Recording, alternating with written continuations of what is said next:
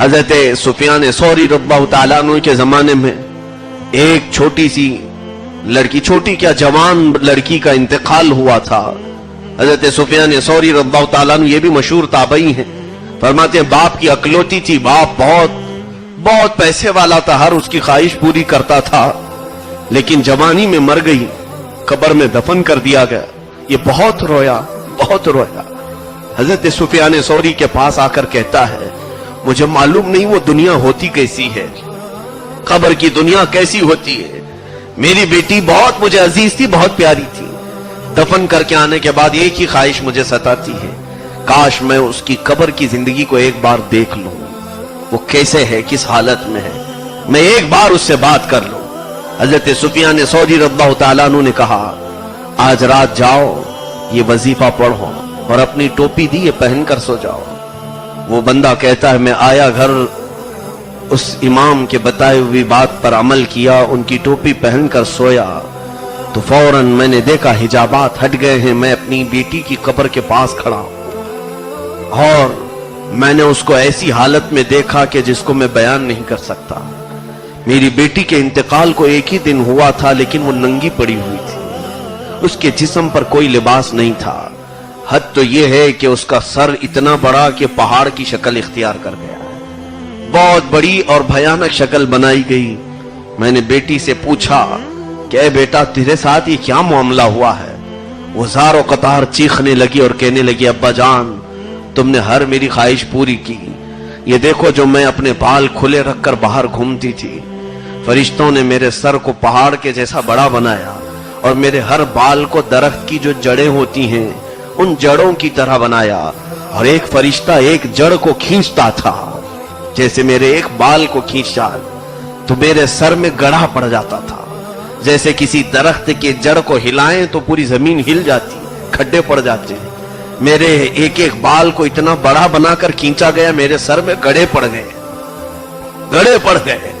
اور ایک فرشتہ آیا میرے لبوں کو، میرے ہونٹوں کو دیکھ کر کہ میں رنگ لگایا کرتی تھی، اس فرشتے نے آگ کی کینچی سے کاٹ دیا۔ آپ دیکھیں کہ صرف میرے دانت دکھ رہے ہیں اور کچھ بھی نہیں دکھ رہا ہے، میرے جسم پر اب ہونٹ نہیں ہے، میرے چہرے پر صرف میرے دانت نظر آ رہے ہیں۔ وہ کہتی جا رہی تھی کہ میرے جسم کو میں نمائش کے لیے تیار کرتی تھی، میں لوگوں کو دکھانے کے لیے، زیب و زینت کے لیے تیار کرتی تھی۔ ابا جان کچھ ایسے فرشتے آئے جنہوں نے میرے کفن کو بھی ہٹا دیا اور مجھے دوزخ کا لباس سب سے پہلے پہنایا گیا۔ اس دوزخ کے لباس کو پہنتے ہی میرا جسم پیپ کی شکل اختیار کر گیا اور اتنا گلا کہ ایسا لگتا کہ اب کسی گٹر میں ڈال دیا جائے تو میرا جسم بہہ جائے گا۔ لیکن اچانک ایک فرشتہ پھر آیا اور کہا رب کا حکم ہے کہ اس کا جسم دوبارہ بنایا جائے، اس کو پھر سے دوسری چمڑی پہنائی جائے، یہاں تک کہ مجھے پھر دوسری چمڑی پہنائی گئی۔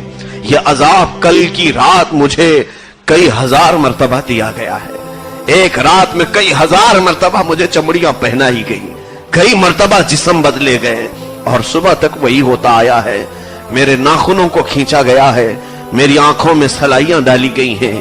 اے میرے باپ، یہاں کا ایک پل ایک صدی سے بڑا ہے، یہاں کا ایک منٹ 100 سال سے بھی زیادہ لمبا ہے۔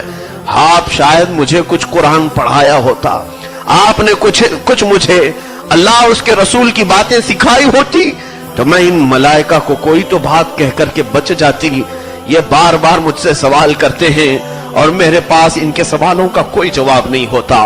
وہ باپ سنتا رہا یہاں تک کہ جب اس کی نیند بیدار ہوئی تو اس نے دیکھا کہ اس کا جسم پورا ہل رہا ہے۔ عزیزان گرامی، یہ حضرت سفیان ثوری رضی اللہ تعالیٰ عنہ کے دربار میں حاضر ہوا اور کہا میں نے وہ کچھ دیکھا جس کے بعد اب دنیا میں کسی چیز کی لذت باقی نہیں رہ گئی۔ اب یہاں کا میٹھا میٹھا نہیں لگتا ہے، یہاں کا نمکین نمکین نہیں لگتا ہے، حتیٰ کہ مجھے اب پانی بھی یہاں کا زہر لگنے لگا ہے۔ میں نے دودھ کو بھی دیکھا تو یہ مجھے شراب لگنے لگ گیا ہے۔ دنیا کی ہر چیز سے میری تمام چیزیں اٹھ گئی ہیں۔ اے میرے عزیزوں، آج یہ تمام باتیں صرف میں اس لیے عرض کر رہا ہوں، کیا ہم نے جینے کے آج طریقے ایسے بنا نہیں رکھے ہیں؟ یاد رکھو کہ تمہیں بھی اور مجھے بھی اور سب کو بھی اللہ کے نبی صلی اللہ تعالی علیہ وسلم کے سامنے کھڑا کیا جانا ہے۔ ہمارے ہاتھ میں بہت بڑی لمبی کتاب دی جائے گی जिसे सबको पढ़कर सुनाना है, उस दिन तुम चीख करके कहोगे ला युगादिरु हादा मा लिहादल किताबि ला युगादिरु सगीरतन वला कबीरतन इल्ला अहसाहा। ये किताब कैसी मेरे हाथ में दे दी गई कि इसमें कोई छोटी चीज भी नहीं छोड़ी, कोई बड़ी चीज भी नहीं छोड़ी, सब लिख दिया गया है। फिर वो दिन भी आएगा, हम सब कपकपाते हुए रब्बे ताला के हुजूर चीखेंगे, रोएंगे, और उस वक्त ये रब ताला की तरफ से निदा आएगी। अल्लाह रब्बुल इज्जत ये इरशाद फरमाएगा कि आज ला युकल्लिमुहुमुल्लाहु यौमल क़ियामा वला युज़क्कीहिम, अल्लाह इनसे आज बात भी नहीं करेगा और इन्हें पाक भी नहीं करेगा। और ये भी हदीस पाक में है ला युरहमू, उन पर कोई रहम भी नहीं किया जाएगा, उन पर कोई शफकत नहीं की जाएगी, कोई मेहरबानी नहीं की जाएगी। इसलिए आज वक्त के खत्म होने से पहले हमारे अइम्मा किराम ने बार बार जो हमें तंबीह की है, नसीहतें की है और फरमाया है कि तुम अपने वक्त होते हुए ही अपनी इस्लाह कर लो, अपनी तौबा पर कायम हो जाओ, अपनी नमाजों को सही कर लो, इससे पहले कि तुम्हारी नमाज पढ़ दी जाए। तुम अपनी पिछली तमाम गुनाहों की साबका गुनाहों की तलाफियां कर लो। रब ताला बेशुमार खताओं को माफ करने वाला रहीम और करीम और गफ्फार और सत्तार रब है। अल्लाह के हुजूर दुआ है मौला करीम हम सबको कहने सुनने से ज्यादा अमल की तौफीक अता फरमाए। रब्बे जुल जलाल हम सबको कब्र और हश्र के अज़ाब से महफूज फरमा।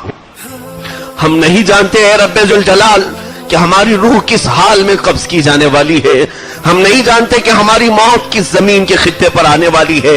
ऐ रब्बे जुल जलाल हम नहीं जानते किस बीमारी में तू हमें गिरफ्तार करके उठाने वाला है। मौला हम सब नहीं जानते कि कौन सी घड़ी और कौन सा वक्त हमें उठाकर ले जाने वाला है। ऐ रब्बे जुल जलाल हम ये तक नहीं जानते मौत के वक्त हमने जिनको दोस्त समझा वो होंगे भी कि नहीं होंगे। हम ये भी नहीं जानते मौत के वक्त हमारे बच्चे बीवियां